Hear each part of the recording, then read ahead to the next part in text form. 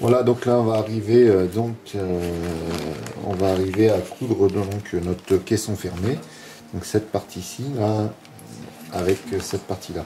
Voilà, comme je le disais tout à l'heure, hein, il faut mettre dos à dos. Donc c'est normal qu'ici on se retrouve dans un premier temps avec les attaches pour ce qui est de l'intrado et l'extrado vient par-dessus. Voilà, donc après il suffit de partir sur les repères. Hein, et ici et là-bas et on va coudre, on va fermer cette partie-là.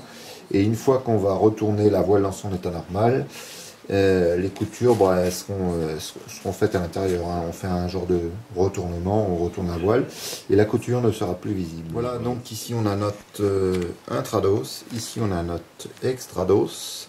Donc je les ai mis dos à dos, hein, voilà, pour effectuer ma couture hein, de fermeture sur le BA. Donc cette partie là, là où il y a les attaches, on ne s'en soucie pas pour le moment. Voilà, donc en fait ce que j'ai fait, il y a un petit détail important, c'est qu'ici j'ai fait un biseau au niveau de la marge. Donc j'ai fait un biseau parce que ici nous avons nos attaches. Voilà, donc toutes les attaches, et on va coudre donc sur la partie basse du rib. Donc ici il y aura le niveau de notre première attache, deuxième attache, troisième attache.